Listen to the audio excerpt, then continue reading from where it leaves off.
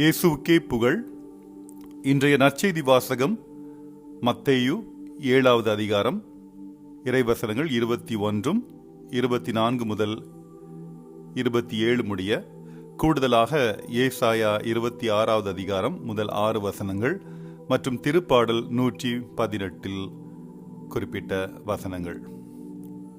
இன்றைய வார்த்தைகளை சுருக்கமாக தியானித்து அவரிடம் ஜெபிப்போம். இன்று திருவருகையின் 5வது நாள். நாம் தனிப்பட்ட அல்லது சமூக மேலாண்மை பற்றி பேசினாலும் அல்லது இறையியல் நிலைப்பாட்டில் பேசினாலும் பிரச்சனையை தீர்ப்பதற்கான 2 முக்கிய அணுகுமுறைகள் உள்ளன. மேலிலிருந்து கீழாகவும், அதாவது டாப் டவுன் என்று சொல்வோம், மற்றும் கீழிருந்து மேலேயும், பாட்டம் அப் அப்ரோச்.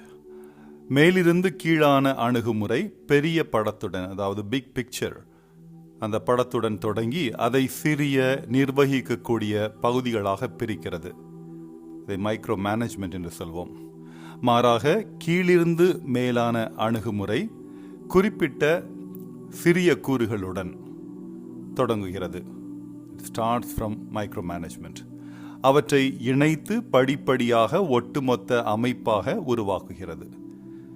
விவிலியத்தில் பிரதான தீர்க்கதரிசி ஏசாயா மற்றும் நமது மீட்பர் இயேசு இருவரும் பாறையை விட ஒளியை பற்றி அடிக்கடி பேசுகிறார்கள். மேலும் இந்த கூறுகள் நமது நிஜ உலக கிறிஸ்தவ வாழ்க்கையுடன் தொடர்புடைய நமது பிரச்சனைகளை தீர்க்க நமக்கு உதவ உருவகமாக பயன்படுத்தப்படுகின்றன என்பதை கருத்தில் கொள்ளலாம். உதாரணமாக, யோவான் நற்செய்தி 8வது அதிகாரத்தில் 12வது வசனமும் 9வது அதிகாரத்தில் 5வது வசனங்களையும் நீங்கள் படித்தீர்கள் என்றால், இயேசு இந்த உலகத்தின் ஒளி என்று கூறுகிறார். ஏனெனில் ஒளி மேலிருந்து வந்து கீழே பிரகாசிக்கிறது. From top or from above to down. இந்த உருவகம் என்பது பாவம் மற்றும் அறியாமை காரணமாக இருளில் இருக்கும் உலகத்திற்கு ஆன்மீக மற்றும் தார்மீக தெளிவை உலகத்தின் ஒளியாம் இயேசு வழங்குகிறார் என்பதாகும். நமது நற்செயல்கள் மூலம் மற்றவர்கள் முன்பாக நம் ஒளி பிரகாசித்தால் நாமும் உலகிற்கு ஒளியாக இருக்க முடியும் என்று அவர் சீடர்களிடமும் நம்மிடமும் கூறுகிறார் என்று நாம் மத்தேயு 5வது அதிகாரத்தில் 14வது இறைவார்த்தையில் படிக்கிறோம். இன்று பாறை என்பதை உருவகமாக பயன்படுத்தி கீழிருந்து மேலே, அதாவது பாட்டம் அப் என்ற தெய்வீக அணுகுமுறையிலிருந்து நாம் கற்றுக்கொள்கிறோம் அல்லது கற்றுக்கொள்ள அழைக்கப்படுகிறோம். பழைய ஏற்பாட்டில் கடவுள் ஒரு பாறை என பேசப்பட்டார். ஒரு பாதுகாப்பான அடித்தளம் மற்றும் அடைக்கலத்திற்கான உருவகம். திருப்பாடல் 27வது அதிகாரத்தில் 1வது வசனத்தையும் 95வது அதிகாரத்தில் 1வது வசனத்தையும் நீங்கள் படிக்கலாம். பாலை நிலத்தில் இஸ்ரவேலர்களுக்கு தண்ணீரை வழங்கிய ஆன்மீக பாறை என்று பவுல் கிறிஸ்துவை மகிமைப்படுத்துகிறார் என்று 1 கொரிந்தியர் 10வது அதிகாரத்தில் 4வது வசனத்தையும் படிக்க கேட்கலாம். இயேசு சீமோன் பேதுருவிடம், உன் பெயர் பேதுரு, பெட்ரோ என்றால் பாறை என்று அர்த்தம், இந்த பாறையின் மேல் என் திருச்சபையை கட்டுவேன் என்று கூறினார் என்று மத்தேயு 16வது அதிகாரம் 18வது இறைவார்த்தை சொல்கிறது. இன்றைய நற்செய்தியில் பாறையில் வீடு கட்டுபவர்களுக்கும் மணலின் மீது வீடு கட்டுபவர்களுக்கும் இடையில் உள்ள வேறுபாட்டை புரிந்து கொள்ள இயேசு மீண்டும் பாறை உருவகத்தை பயன்படுத்துகிறார் என்று மத்தேயு 7வது அதிகாரம் 24 முதல் 27வது வசனங்களில் படிக்கிறோம். இயேசுவின் வார்த்தைகளில் தங்கள் வாழ்க்கையை கட்டுபவர்கள் பாறையில் தனது வீட்டை கட்டும் ஒரு ஞானியை போன்றவர்கள். அது வாழ்க்கையின் புயல்களை தாங்கும். இதற்கு நேர்மாறாக கேட்பது மட்டும் செய்து செயல்படாதவர்கள் மணலில் கட்டும் முட்டாள் மனிதனை போன்றவர்கள். புயல்கள் வரும் பொழுது அவர்களின் வாழ்க்கை பெரிய இடியுடன் சரிந்துவிடும். ஏசாயா தீர்க்கதரிசி இதையே முன்னறிவித்தார் என்று பார்க்கிறோம். ஆண்டவர் மீது என்றென்றும் நம்பிக்கை கொள்ளுங்கள், ஏனெனில் ஆண்டவர் என்றும் உள்ள கற்பாறை, உயரத்தில் வாழ்வோரை அவர் தாழ்த்துகிறார், வானுயர்ந்த நகரை தகர்க்கிறார். அதை தரைமட்டமாக்கி புழுதியோடு புழுதியாக மண்ணோடு மண்ணாக செய்கிறார். எளியோரின் காலடிகளும் ஏழைகளின் பாதங்களும் அதனை மிதிக்கும் என்று 26வது அதிகாரத்தில் 4 முதல் 6 இறைவார்த்தைகளில் ஏசாயா கூறுகிறார். மத்தேயு மற்றும் ஏசாயாவின் 2 பகுதிகளிலும் கடவுள் மீதான பாறை போன்ற அசைக்க முடியாத நம்பிக்கை பொருத்தமான அடிப்படை அல்லது அடித்தளம், அதாவது ஃபவுண்டேஷன் என்பதை நாம் அறிவோம்.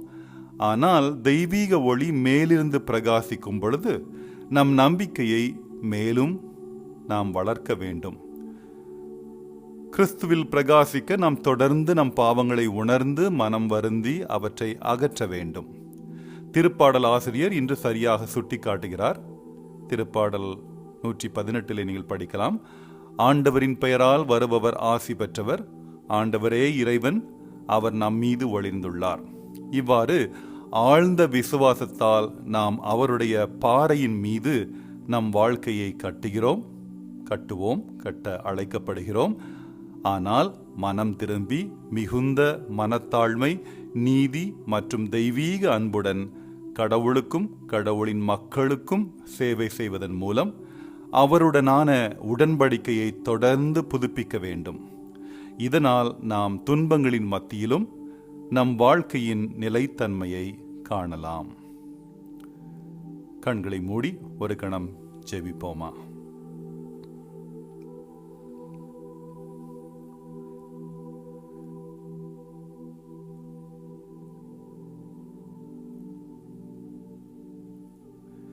நீ எந்தன் பாறை, என் அரணான இயேசுவே, நீ எந்தன் பாறை, என் அரணான இயேசுவே, நீ எந்தன் உள்ளத்தின் அணையாத தீபமே, அணையாத தீபமே, இயேசுவே இயேசுவே. நீ எந்தன் பாறை, என் அரணான இயேசுவே, நீ எந்தன் உள்ளத்தின் அணையாத தீபமே, அணையாத தீபமே, இயேசுவே இயேசுவே, இயேசுவே இயேசுவே. திருப்பாடல் 18 2வது இறைவார்த்தை சொல்கிறது, ஆண்டவர் என் கற்பாறை, என் கோட்டை, என் மீட்பர், என் இறைவன், நான் புகலிடம் தேடும் மலை அவரே, என் கேடயமும் எனக்கு மீட்பளிக்கும் வல்லமையும் என் அரணுமாக இருக்கிறார் என்று. ஆண்டவரே, நான் பாவங்களால் நிறைந்திருந்தாலும் உமது கோட்டையை கட்ட என்னையும் உம்மீது முழுமையான நம்பிக்கை கொண்ட பேதுருவை போல கற்பாறையாக தேர்ந்தெடுங்கள். தெய்வீக இரக்கத்திற்காக நான் இன்று உம்மிடம் மன்றாடுகிறேன். என் பாவங்களையெல்லாம் மன்னித்து ஈசோப்பினால் என்னை சுத்திகரித்தருளும். நான் பனியைப் போல தூய்மையாக மாறுவேனாக. உம்முடைய குறிப்பிட்ட கீழிருந்து மேல் நோக்கிய அணுகுமுறையால் என் வீட்டிற்கு இரட்சிப்பு வருகிறது. நான் எந்த நிலையிலும் அசைக்கப்பட மாட்டேன் என்பதில் இன்று நான் மகிழ்ச்சி அடைகிறேன். இரட்சகரான இயேசு கிறிஸ்துவின் நாமத்தில் ஜெபிக்கிறோம்.